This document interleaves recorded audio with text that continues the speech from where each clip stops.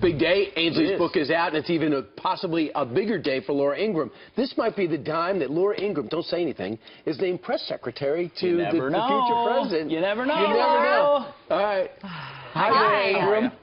How you doing? We're great. How are you doing? And have you heard from Donald Trump? Are you going to get this job? And would you take it if he offered it? Things are in flux. We'll see. It's really wonderful to be considered. I've known Donald for a long time, and I know most of the guys who are going to be in the White House with him.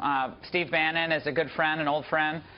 We both have competing kind of media companies, not really competing, but we're in the same world. So I've known Steve for a long time. Kellyanne I've known for, oh gosh, 15, 20 years, something like that. So they're old friends. Dave Bossie's an old friend. So it's kind of old school week for me. So all of them I have enormous respect for, and of course President-elect Trump. Some of the best public servants are the unexpected ones who weren't shooting for it from the beginning. You mentioned last night a desire for public service. What would it mean to you as you consider it? Well, I think I've done a lot of different things in my life. The last time I was in government, I clerked for Justice Thomas on the Supreme Court. I clerked on the Federal Circuit Court of Appeals in Lower Manhattan. And before that, I worked in the Department of Transportation. I led speechwriting in the last couple of years of the Reagan administration, also at the White House in domestic policy, and for Bill Bennett at the Education Department. So I have some experience in the federal government, but that was a long time ago. It's when I was right out of college. I was a newbie, and I've been on the outside for a long time, and I love what I do. I love radio. Life's Debt is going gangbusters, so I love it. I mean, I love what I do every day. So I feel like my mom and dad I wish they were here to kind of experience the things I've seen in the last few years because they're no longer with us. So I thought about them a lot. I'm praying a lot, and we'll see what happens. I'm not prepared to announce anything. The thing that, would be a huge stretch if we didn't watch Tony Snow do the same thing. And when you saw how he thrived in that with the very similar background to yours, I think that's what a lot of people thought. That makes total sense. Yeah, I speak for 3 hours a day on the radio. I have a phenomenal coast-to-coast audience. I think a lot of times radio talk show hosts, especially those who have a national play, it's almost like a daily focus group. And we tend to see things that are coming in the culture and in the country but ahead of some other folks who spend most of their time in the big cities and don't really mix it up with the folks all over the country. So I feel like over the last 15 years in radio, this is my 15th anniversary in radio, I've learned a lot about America, and I've learned more than when I was a kid in Connecticut or up in New Hampshire at college or down here in Washington. And I love the country more than I did when I started in radio because of her people. And if I could be of help in this administration and the role makes sense for me, then I would, I'd definitely entertain that, and it'd be a great privilege to be asked. Great. Well, it would make total sense. Let's talk about something else that didn't make much sense. I thought the president's been fantastic from the Rose Garden to the meeting to his hour and 15-minute presser yesterday. But I was surprised about the Wall Street Journal leaks that said this, and I'll just give you an excerpt. During their private meeting, a White House meeting on Thursday, Mr. Obama walked his successor through the duties of running the country, and Mr. Trump seemed surprised by the scope, said familiar people with the meeting. Trump aides were described by those people as unaware that the entire presidential staff working in the West Wing had to be replaced at the end of Obama's term. Does that sound credible? No, it doesn't. I could see someone saying, and I have no personal knowledge of this, I could see someone saying, wow, that's a lot of staff. Right. Or all these people, what I would, someone who hasn't spent a lot of time in the White House, again, I know the White House pretty well. You walk around like, wow, all these people, that's a lot of people. Right. So all these people have to be replaced, but you would say it as a, just kind of a throwaway line. Right. I don't believe for one moment that Donald Trump thought that Obama's staff was going to stay behind. Yeah, right. Right. Well, come on. Hey, Valerie Jarrett, can you stay for 2 years until we get our feet underneath us? And why is that a big story anyway? So he's surprised? All right, big deal. Well, exactly. And Laura, there's a photo, I'm sure you've seen it, we're going to put it up on the screen real quick, of the Obama staff reacting to the results, arms folded, scowling. In public, Barack Obama has tried to be gracious. Have you heard anything about privately what's actually happening, whether you feel like there will be an earnest transfer to set Trump up for success? I think the staff was obviously shocked. If you were told by the media, most of the media, that Hillary was a shoo-in, some of those staffers probably were intending to stay on. I mean, I know there are law firms in Washington, D.C. that were already expecting a good number of their partners to leave to go work for Hillary. They already hired their replacements and were at their firm. So now they have double the number of lawyers in some cases. So everyone was expecting this. They were counting their chickens before they hatched. And I understand they're very surprised. I get it.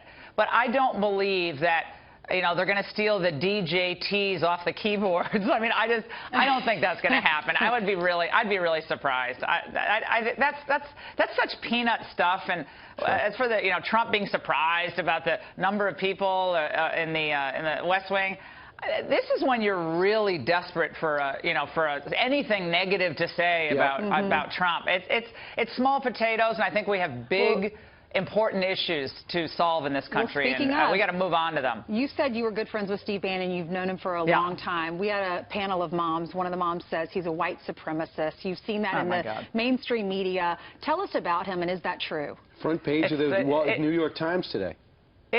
This is what I really hate most about Washington, is this type of smear campaign that I saw going back to, you know, Justice Thomas.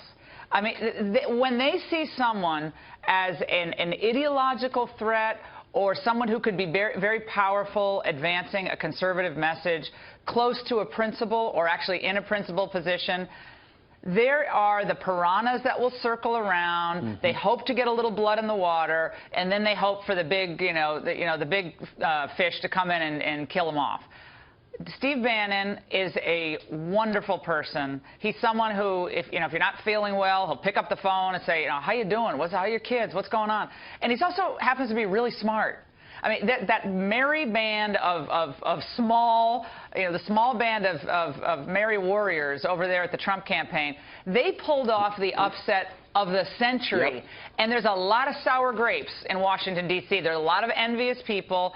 I get that, but do not besmirch someone who is a patriot. He's a good man. He's smart, and he's dedicated to improving this country, which, frankly, a lot of those people maligning him, they should have spent a lot more time focusing on that themselves. Well, Laura, that's right. I mean, a lot of people know you. They see you on television. They hear from you. Steve Bannon hasn't had as much of a public role. He also served in the Navy for 10 years, serving his country at high levels. What do you anticipate his, senior counselor, what will that look like? What do you think he will do to sort of craft what a Trump presidency looks like?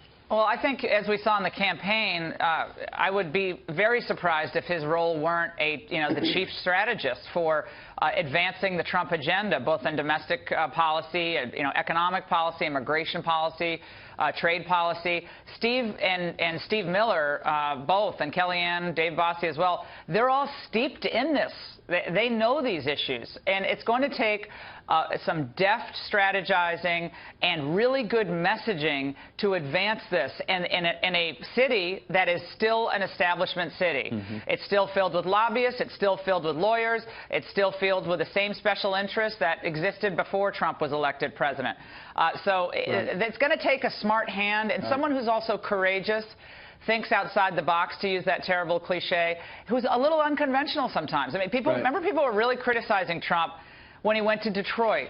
Oh, how dare you do these speeches about helping African Americans? That's patronizing. Well, that was really smart that he did that, and I hope he continues to do things like that. Yeah, and actually do things. And lastly, it's impossible to not miss the protest and the 18 to 23-year-olds who want to go walk up and down the street and walk out of their high schools. If you're Donald Trump, whatever your opinion is, what is the best way for him to address this? And is it incumbent on Hillary and Barack Obama to do more? Well, considering Barack Obama and his Justice Department, they thought it was fine to weigh in every time there was a protest in the inner city about a shooting of an unarmed black man. It would be nice if, at the same time, they actually chimed in on this and said, look, let's everybody go home and give this administration a chance to make the country better. You might not agree with them. We get that. We can debate it. But as far as blocking streets, disrupting traffic, disrupting learning in schools, none of that's going to help anyone. So I hope we take the same attitude that we took in some of the other more controversial circumstances. The teachers and professors are greenlighting this and pushing them forward. That's the outrageous part of it. Absolutely. They're being penalized for having students that support Trump are also being penalized across the country. Yes. All right. Thank you so much, Laura. Good. Thanks, guys.